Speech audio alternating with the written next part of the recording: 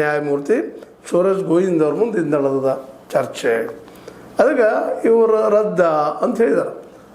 ನೋಡೋಣ ಮುಂದೆ ಡೆವಲಪ್ಮೆಂಟ್ ಆಗ್ತದೆ. ಇಲ್ಲಿ ಯಾಕೆ ಮಾತನ್ನು ತೊಗೊಂಡೆಪ್ಪ ಅಂತಂದ್ರೆ ಹೈಕೋರ್ಟ್ನಲ್ಲೇ ಇವತ್ತು ಏನು ಇವರು ವಾದ ಮಾಡಿದ್ದಾರೆ ಸರ್ಕಾರದ ಪರವಾಗಿ ಪ್ರತಿಮಾ ಹೊನ್ನಾಪುರ್ ಅವರು, ಅಲ್ಲಿ ಏನು ನಡೆದು ಎಲ್ಲ ಸತ್ಯದ ರೀ, ಅವ್ಯವಹಾರ ನಡೆದ, ಆ ವ್ಯವಹಾರಕ್ಕೆ ಉತ್ತರ ಕೊಟ್ಟಿಲ್ಲ, ಇವರು ಬಂದ ಹೇಳಿಲ್ಲ, ಹೇಳಬೇಕಾಗಿತ್ತು ಅನ್ನುವಂಥದ್ದು. ಅಂದ್ರೆ ಈ ಮಹೇಶ್ ಜೋಶಿ ಅವರು ಬುದ್ಧಿವಂತರು, ಅದರಲ್ಲಿ ಎರಡು ಮಾತಿಲ್ಲ.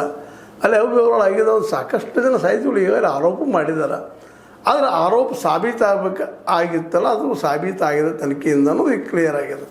ಅಂದ್ರೆ ಇನ್ನು ಇವ್ರಿಗೆ ಯಾವ ಶಿಕ್ಷೆ ಆಗ್ಬೋದು ನೋಡು. ಜಡ್ಜ್ ಏನು ಮಾಡ್ತಾರೆ ಅದನ್ನು ನಮ್ಮ ನ್ಯಾಯಮೂರ್ತಿ ಆದಂಥ ಸೂರಜ್ ಗೋವಿಂದರಾಜ್ ಅವರು ಅದನ್ನು ಅವ್ರಿಗೆ ಬಿಟ್ಟ ಇದು ಆಗಿದ್ದ ಘಟನೆ ಕಸಾಪದಿಂದ ಘಟನೆ ನಡೀತಾವಂದ್ರೆ ನಿಶ್ಚಿತವಾಗಿಯೂ ಆಶ್ಚರ್ಯ ಆಗ್ಲಿಕ್ಕೆ. ಅದಕ್ಕೆ ಕಸಾಪಾದ ಈ ಒಂದು ಕನ್ನಡ ಸಾಹಿತ್ಯ ಪರಿಷತ್ತದ ನಿಯಮಾವಳಿಗಳನ್ನು ಸ್ವಲ್ಪ ಹೇಗಾದ್ರೂ ಚೇಂಜ್ ಮಾಡಬಾರ್ದಾ?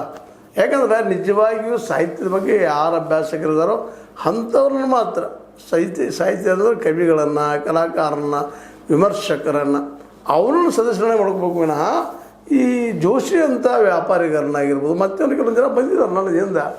ಅವರು ನಾವು ಒಬ್ಬರು ಬರಹಗಾರ ತಿಳ್ಕೊಂಡು ಇನ್ನೊಂದು ಎರಡು ಬುಕ್ ಪ್ರಿಂಟ್ ಮಾಡಿದ ಸಾಕಷ್ಟು ಜನ ಇದ್ದಾರೆ.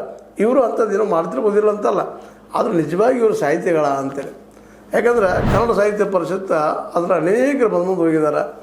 ಅನೇಕರು ಅದರಲ್ಲಿ ನಿಜವಾಗಿಯೂ ಸಾಹಿತ್ಯದ ಗಂಧಗಳು ಇಲ್ಲದವ್ರು ಸಹಿತ ಬಂದು ಹೋಗಿದ್ದಾರೆ. ಇಂಥವ್ರು ಲಕ್ಷಿಸಿಕೊಳ್ಳೆ ಈಗ ಅಲ್ಲಿ ವ್ಯಾಪಾರ ಕೇಂದ್ರ ಆಗಿ ಅಲ್ಲಿಯೂ ದುಡ್ಡು ಹಿಡಿಯುವಂಥ ಕೆಲಸಗಳು ಆಗ್ತಾಯಿದ್ದಾವೆ. ಯಾಕಂದ್ರೆ ಅಲ್ಲಿ ಎಲೆಕ್ಷನ್ದಲ್ಲಿ ಈ ಸಾಹಿತ್ಯಗಳಿಗೆ ದುಡ್ಡು ಹಚ್ತಾರೆ ಮಾಡ್ತಾರೆ ಆರೋಪಗಳು ಇದ್ದಾವೆ ಸಾಕಷ್ಟು.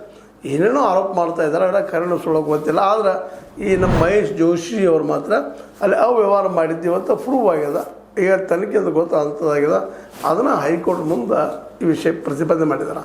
ಅಂದ್ರೆ ಇಲ್ಲಿ ಹೇಳೋದು ಇಷ್ಟ ಒಂದೇ ಉದ್ದೇಶ, ಇಂಥ ಅವ್ಯವಹಾರ ಮಾಡೋರಿಗೆ